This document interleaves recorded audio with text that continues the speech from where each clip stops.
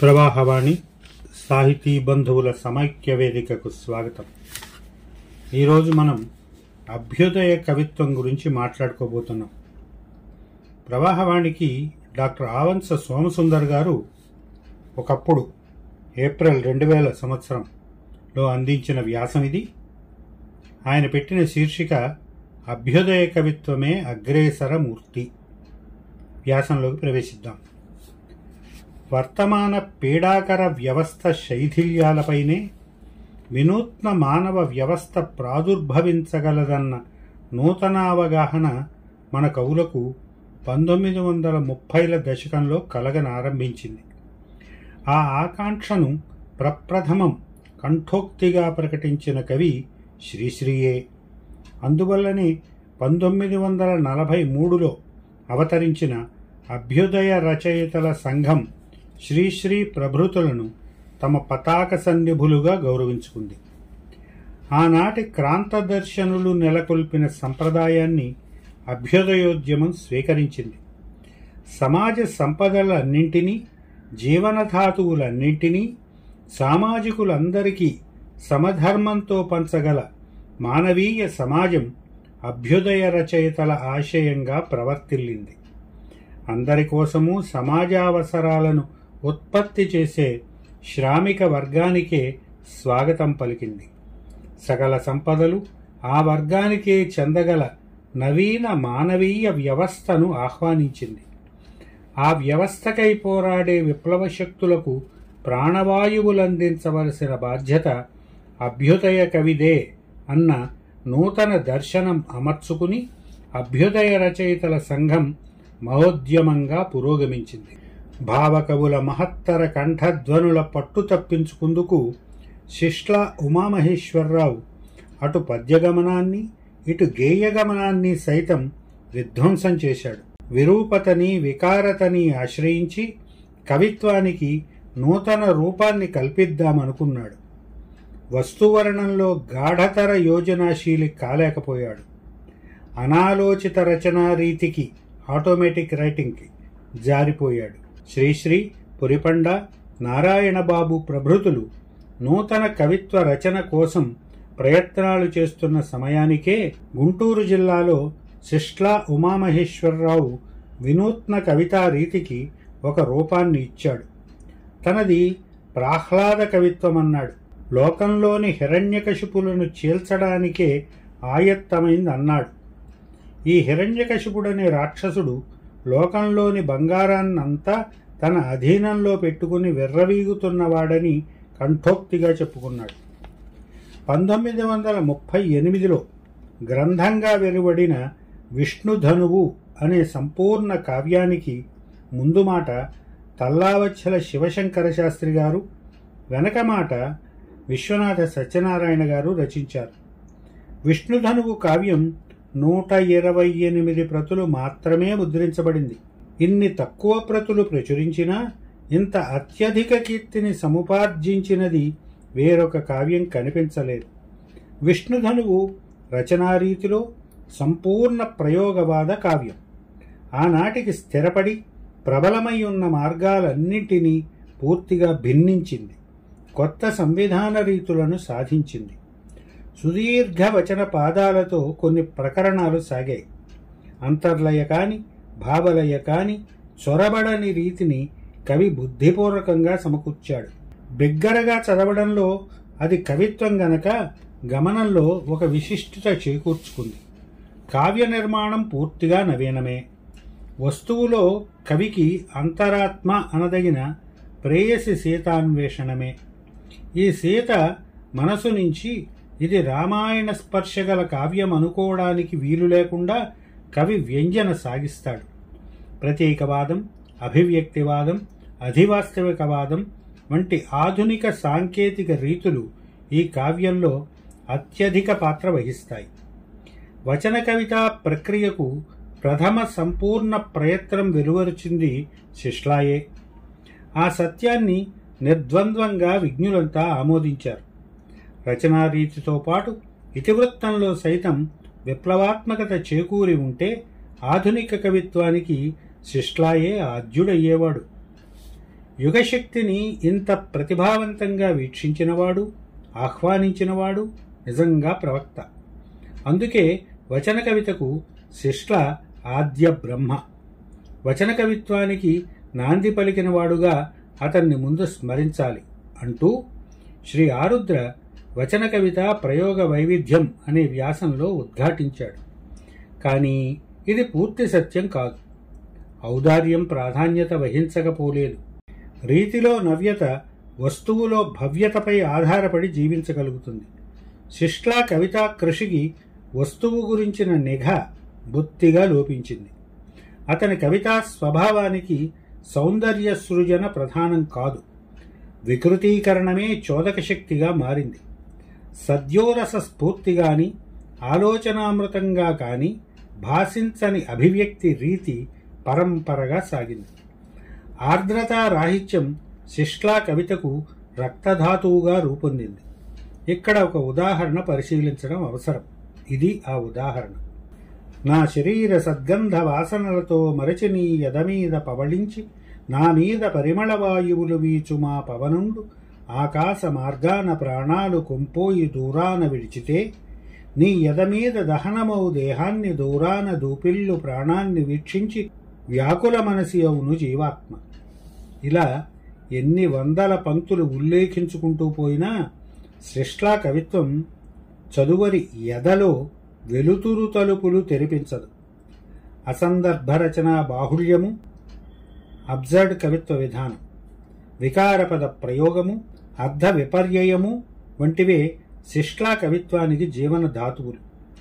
తానుగా తన వరకు వచ్చిన సకల సాహితీ మర్యాదలను, సంప్రదాయక సంవిధాన రీతులను విచ్ఛిన్నం చేయడమే ధ్యేయంగా నిలుపుకున్నాడు. అయినప్పుడు సాధించవలసిన ఉత్తమాదర్శం పట్ల ధ్యానం నిలవడం కష్టం.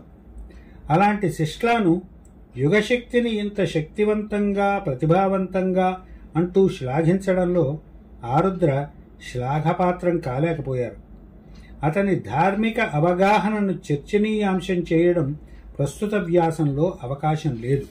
ఆనాడు ముద్రితమైన 128 ప్రతులలో నా వద్ద ఉన్న ఒక్క ప్రతికి జిరాక్సు పుత్రికలు ఎన్నో వెలువడ్డాయి. దేశంలోని పలు ప్రాంతాలకు వ్యాపించాయి. అట్టి ఒక పత్రిక ఆధారంగానే ఆంధ్రభూమి దినపత్రికలో మిత్రుడు ఆర్వి రామారావు విష్ణుధనువును ధారావాహికంగా ముద్రించాడు. యువ సాహితీపరులందరికీ అందుబాటులోకి తెచ్చాడు. శిష్లా కవిత్వం గురించి బహిరంగంగా ఎంతగానో చర్చించుకుందుకు ఇప్పుడెంతో అవకాశం కల్పించాడు. తదుపరి విశాలాంధ్రవారు గ్రంథంగా ప్రచురించారు. విశాఖలో కవితా సమితి 1930 ప్రాంతంలో పురిపండ, శ్రీశ్రీ, నారాయణబాబులు వంగ విప్లవ కవి నజ్రల్ ఇస్లాం చూపిన మార్గంలో వినూత్న విప్లవాత్మక కవిత్వానికి అంకురార్పణ చేశారు. 1933లో శ్రీశ్రీ రచించిన జయభేరి కవితలో జాతీయ స్వాతంత్ర్యేచ్ఛతో పాటు అంతర్జాతీయ సమాన మానవతా చైతన్యము ప్రతిబింబించింది. పురిపండ కవితలలో రాజరికవాద దౌర్జన్యాలు నిర్ద్వంద్వంగా నిరసించబడ్డాయి. వర్తమాన జీవన విషాదంతో పాటు సమాజ ఉన్నత వర్గాల పాదాలకు నలుగుతున్న పీడితులు, తాడితులు చిత్రింపబడ్డారు. విప్లవ శంఖం పూరించిన భగత్ సింగ్ మొదటిసారిగా తెలుగు కవిత్వంలో నివాళులు అందుకున్నాడు. నారాయణబాబు ప్రతి కవితలోనూ పదచిత్ర శిల్పం ద్యోతకమవుతుంది, ఆలోచనామృతం అందిస్తుంది. శ్రీశ్రీ కవిత్వంలో శ్రవప్పేయ నాదం ఉద్రేకోత్సాహాలను కలిగిస్తుంది. వెరసి త్రిమూర్తుల కవితా ప్రాధాన్యత ఆ దశాబ్ది కవులనందరినీ ప్రభావితం చేసింది. ఆర్షవిద్యా గురుకుల వాసం నుంచి వెలువడిన ఇంద్రగంటి హనుమచ్శాస్త్రి, పిలకా గణపతి శాస్త్రి వంటి వారు తిరుగుబాటు బావుట నీడకు వచ్చి నిలిచారు. ఉపనిషద్వీధిలో ఊరేగుదేవా ఉర్వి దౌర్జన్యాలకు ఊరుకున్నావా అంటూ హనుమద్ ఇంద్రగంటి మొరాయించారు. వీధులలో సందె చీకటలలో వినిపించే అన్నార్తుల హాహాకారాలను పిలకా గణపతి శాస్త్రి జీవద్వంతంగా చిత్రించారు. మాదాకబళం తల్లి అంటూ కరుణ రసాత్మకంగా గానం చేశారు. శ్రీ పఠాభి తన ఫిడేల్ రాగాల డజన్ రచించడంలోని వచన వాక్య వికృతీకరణ శిష్లా ప్రభావంతో వెలువడ్డదే. కొత్తగా పెట్టుబడిదారీ నాగరికత స్వరూపంగా పెంపొందుతున్న నగర జీవన బీభత్సాన్ని, అశాంతిని చిత్రించాడు పఠాభి. సంక్షుభిత దశాబ్ది. 30ల దశకం భారతీయ సాహిత్య రంగంలో ఒక సముజ్వల ప్రకరణాన్ని తెరిచింది. ముఖ్యంగా బెంగాలీ సాహిత్యంలోనూ తెలుగు సాహిత్యంలోనూ ఈ సముజ్వలత మరీ స్పష్టంగా గోచరమైంది. చలం ఆవిర్భావంతో ఆధునికత వేగవంతమైంది. ఆయన్ని అనుసరించి వచ్చిన వచన రచయితలంతా ఆధునికతను మరింత పరిపుష్టమునర్చారు, బహుముఖీనత కలిగించారు. స్వీయ ప్రతిభావిష్కారాల పాత్రంగా తమ సంవిధానాలను తాము ఎన్నుకున్నారు, తమదైన యోచనాధారను సంసిద్ధం చేసుకున్నారు. అదే దశలో కవిత్వం ప్రధాన నాయక శక్తిగా పరిణమించింది. ముందు మనం వివరించుకున్న రీతిగా శిష్లా ఉమామహేశ్వరం, పురిబండ అప్పలస్వామి, శ్రీరంగం సోదరులు కవిత్వంలో అచ్చమైన ఆధునిక విప్లవ పురోహితులై పురోగమించారు. అనూచానంగా కొనసాగుతూ వచ్చిన విలువలకు కాలదోషం పట్టిన వైనం గ్రహించారు. వాటిని సమూలంగా విధ్వంసించి వినూత్న సారాంశాలను కీలుకొల్ప పూనుకున్నారు. ఆ దశలోనే ప్రతి నైతిక సిద్ధాంతము విచారణకు నిలిచింది. ధనిక వర్గము, నిర్ధన వర్గము అనేవి భగవంతుని నిర్మాణం కాదని కంఠోక్తిగా వెల్లడించారు. దేవుడనేవాడుంటే అతగాడికి ధనిక వర్గంపై వలపక్షం ఉండబోదని చాటారు. ధనస్వాముల స్వార్థపర శక్తులపై శ్రామిక వర్గం తిరుగుబాటు చేయక తప్పదని మేధావులు అవగాహన చేసుకున్నారు. తద్వారా ఏర్పడిన నూతన సమాజంలోనే సర్వే జనా సుఖినోభవంతు అనే ఆర్షధర్మాకాంక్ష ఆచరణలో వెలుస్తుందని విశ్వసించారు.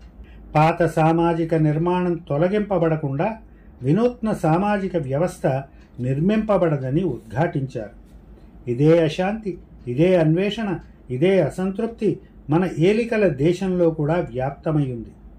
ఇంగ్లాండులోనూ యూరోపులోనూ కూడా 30ల దశకం సంక్షుభిత స్థితినే వ్యక్తం చేసింది. ఆధునిక సాహిత్యవేత్త రాబర్ట్ స్కెల్టన్ ఈ పరిస్థితులను ఈ క్రింది మాటలతో విస్పష్టంగా చిత్రించాడు. Hunger marches were out in England and the mass movements were in the air of that time. The militant unemployed were reading Daily Worker. There was a clamor for social justice. It was easy indeed to see society in terms of class war and to regard this struggle not merely in orthodox Marxist terms but also in the times of the maneuvers అన్నాడు. ఇదే పరిస్థితి British సామ్రాజ్యవాద దేశాలన్నింటా అలుముకుంది. ప్రపంచ దేశాలన్నీ ఆర్థిక మాంద్యంతో, దారిద్ర్యంతో, అశాంతితో ఘూర్నిల్లుతున్నాయి. Italy, Germany, Japan దేశాలు యుద్ధోన్మాదంతో విజృంభిస్తున్నాయి. 30ల దశకం ముగియబోయే సమయానికి అధివాస్తవిక ఉద్యమానికి నాయకులైన లూయి ఆర్గో, పాల్ ఎలార్డ్, డేవిడ్ గెస్కోయిన్ ప్రభృతులు యుద్ధోన్మాదుల బారి నుంచి దేశాన్ని కాపాడుకుందుకు జాతీయ సంరక్షణోద్యమాలు ప్రారంభించారు. కానీ తెలుగు కవిత్వంలో మాత్రం పురిపండ, శ్రీశ్రీ, నారాయణబాబు ప్రభృతులు అధివాస్తవికవాదంలోకి నిష్క్రమించారు. యూరోపియన్ దేశాలలో వ్యాప్తమైన ఇతరేతర వికారవాదాలకు అంకితమై ప్రయోగాలు జరపన ఆరంభించారు. ఆ దశను వర్ణిస్తూ శ్రీశ్రీ అనుయాయిగా అవిస్మరణీయ కవిత్వం రచించిన సంపత్, శంఖవరన్ సంపత్ రాఘవాచార్య ఇలా విశ్లేషించారు. లోతుగా విమర్శిస్తే కళ కోసమేనన్న వాదమే అధివాస్తవిక రచనా విధానానికి మాతృక. రాజకీయ పరిభాషలో అధివాస్తవిక రచయిత అరాజకవాది. అరాజకవాదంలోనే అధివాస్తవికత కూడా ఆచరణలో తన్ను తాను ప్రయోగిస్తుంది అని ఆంధ్ర విజ్ఞాన సర్వస్వము 4వ సంపుటి 786వ పుట తెలుగు సంస్కృతి 2 ఖండకావ్యము భావకవిత్వము అన్న శీర్షిక గల వ్యాసం నుంచి. ఇలా సంపత్ చేసిన నిష్కర్ష సద్విమర్శామూలకమే. ఆయన సైతం అధివాస్తవిక రచనలు చేయకపోలేదు. సవాయితో ఛిద్రితమైపోయిన అంగం, క్షయరోగం తినివేసిన ఊపిరితిత్తులు అంటూ తన కవితలో విస్పష్టంగానే అన్నాడు. అనూచాన సభ్యతాలోకానికి విదూరమైన అశ్లీల వర్ణన జుగుప్సాగరమే. స్వీయానుభవ పరిపూర్ణతతో సంపత్ తెలిపిన పై అంశం కూడా అధివాస్తవికుల ఆత్మవిమర్శగానే భావించవలసి ఉంటుంది. సంపత్ ఇంకా ఇలా అన్నాడు. శ్రీశ్రీలోని అధివాస్తవిక ధోరణి కోనేటి దినం, చక్కని ముత్యాల సరాలు, విదూషకుని ఆత్మహత్య వంటి కావ్యాల్లో కనిపిస్తుంది. శ్రీరంగం నారాయణబాబు రచించిన కొన్ని రచనలలో శ్రీశ్రీలోని ప్రౌఢ నిర్వహణ సామర్థ్యం కానరాదు. ఈ రకమైన రచన కొంతమంది రచయితలను ఆకర్షించింది. పై వాక్యాలలో శ్రీశ్రీ గురించిన భోగట్టాతో ఎవరికీ పేచీ ఉండదు. కానీ నారాయణబాబు కవితలపై సార్వత్రికంగా గాని, అధివాస్తవిక కవితలపై ప్రత్యేకంగా గాని సంపత్ అన్న మాటలు అసంగతాలే, అవిచార మూలకాలు కూడా. నారాయణబాబు మౌనశంఖం అనే కవితలో అధివాస్తవిక సంవిధానం ఎంతో ధ్వనిప్రధానంగా వ్యక్తమైంది. తెలుగు కవిత్వంలో అనూచానంగా ఘనీభవించిన సంస్కృత భాషా జాటిల్యాన్ని నారాయణబాబు బుద్ధిపూర్వకంగా విసర్జించాడు. జీవన వాస్తవికతలోని వక్రతను ప్రతిబింబించడానికి వికృత సమాసాలను కల్పించాడు. సంప్రదాయవాదులను భయభ్రాంతులు అనర్చడానికి అశ్లీలార్థాలను కేంద్రీకరించాడు. అధివాస్తవిక రచనలకు తలమానికమనదగిన మౌనశంఖం గురించి ఇంతవరకు సాధికార వ్యాఖ్యానం రానేలేదు. ఆ కవితలోని ప్రతీకలు, పదచిత్రాలు జీవితంలోని అశ్లీల దృశ్యాలకు నర్మగర్భ చిత్రణలుగా రూపొందాయి. దురదృష్టవశాత్తు మన విమర్శకులకు అవి అందలేదు. పరిశోధక విద్యార్థులకు అందుకోగల త్రాణలేదు. వారికి మార్గదర్శకులైన ఆచార్యశ్రీలకు ఆధునిక కవిత్వావగాహన వేరు. జూపల్లి ప్రేమచందర్ సమర్పించిన పరిశోధక పత్రం మౌనశంఖం శ్రీకృష్ణదేవరాయ విశ్వవిద్యాలయం నుంచి ఎంఫిల్ డిగ్రీ తీసుకున్న సందర్భంలో వ్రాసినది. ద్వితీయ ప్రపంచ యుద్ధ బీభత్సం. ఫాసిస్టులు, నాజీలు రాజ్య విస్తరణ దాహంతో కల్పించిన ద్వితీయ ప్రపంచ యుద్ధం భీకరాకారం దాల్చింది. యూరోపియన్ దేశాల ప్రజలను ధ్వంసధూళిగా మారుస్తోంది.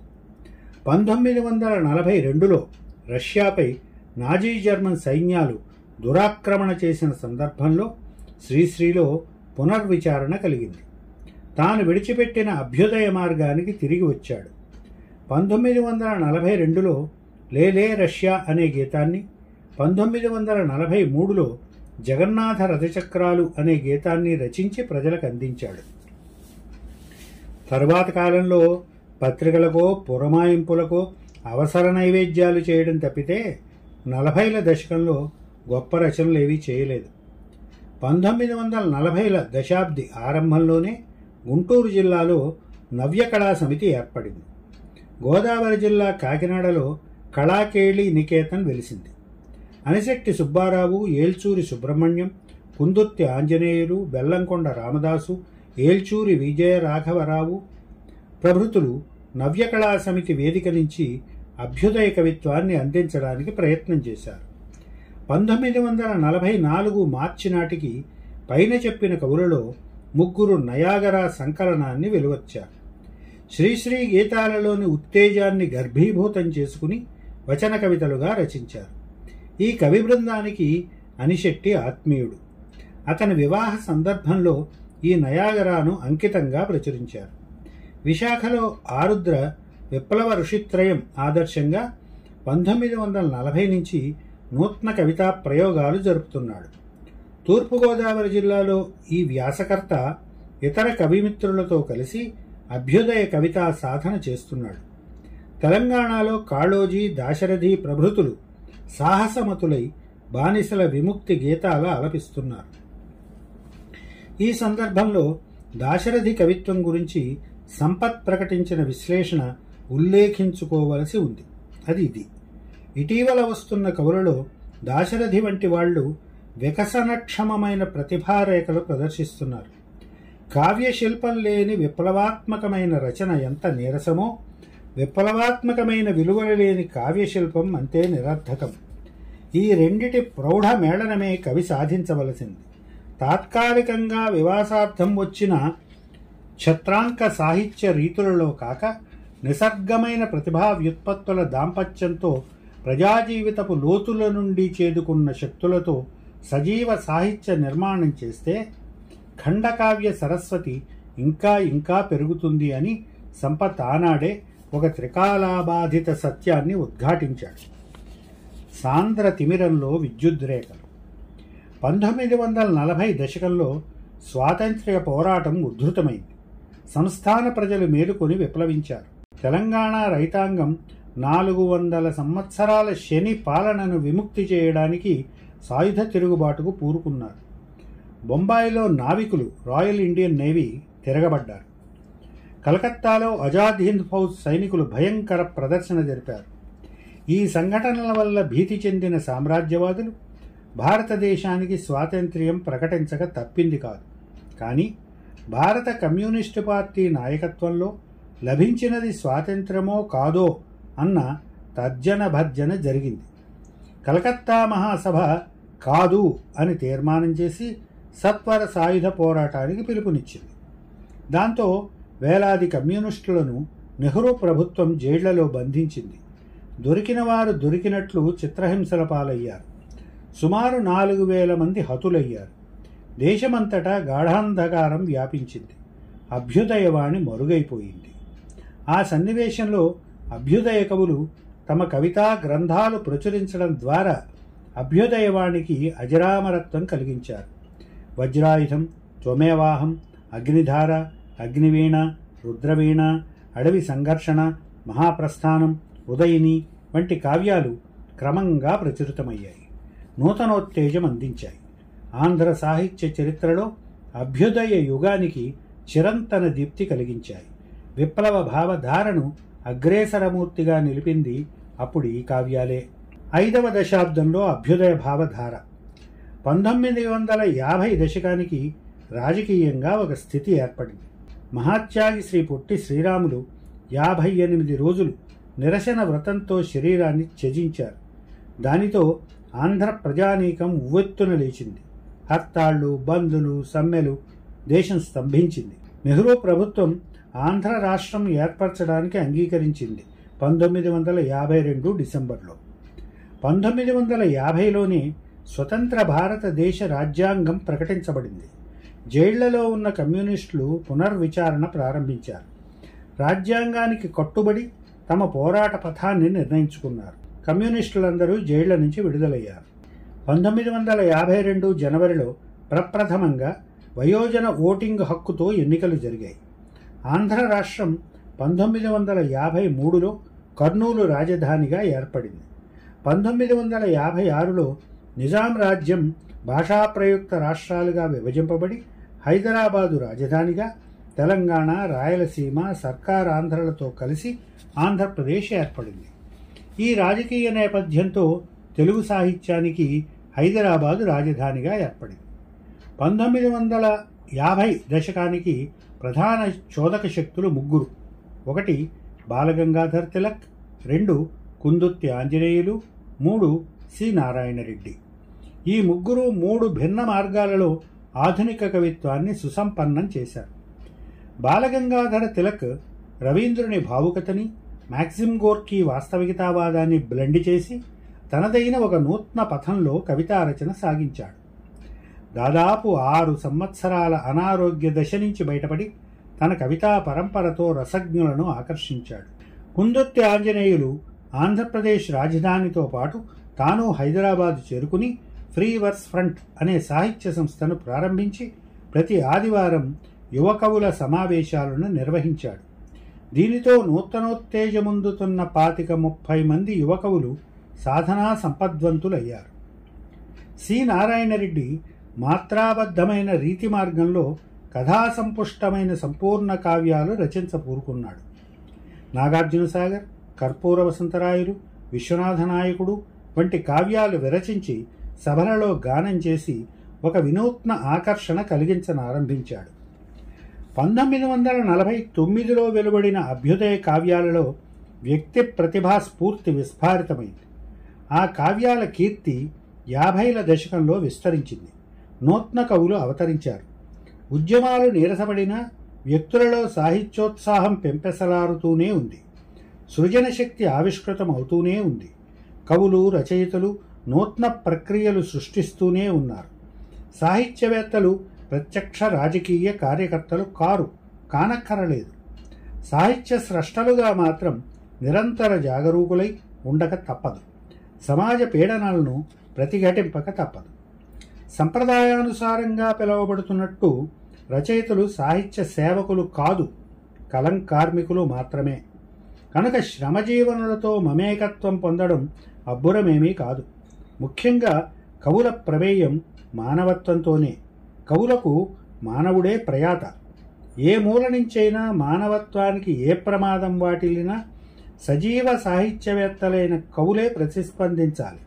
బాధితులకు అండగా నిలవాలి, జాతిని మేల్కొలపాలి. మానసిక రంగంలో వారు సైనికుల వలె సంరక్షణా బాధ్యత స్వీకరించాలి. అందుకే ఒక మహానుభావుడు ఇలా అన్నాడు: whenever humanity faces a danger, A true writer must safe God as a watch dog. ఈ సూక్తిలో ఆలోచనా స్ఫోరకత నిబిడమై ఉంది. జనతా హృదయ క్షేత్రాన్ని పదనువార్చి చైతన్యవంతం చేయడం వరకు కవులకు, రచయితులకు బాహ్య పరిస్థితులతో ప్రమేయం ఉండి తీరుతుంది. ఇది డాక్టర్ ఆవంస సోమసుందర్ గారు 2000 ఏప్రిల్ నెలలో ప్రచురితమైన ప్రవాహవాణి సాహిత్య మాసపత్రికకు అందించిన అపురూపమైన వ్యాసం. తరువాతి వీడియో వరకు సెలవు.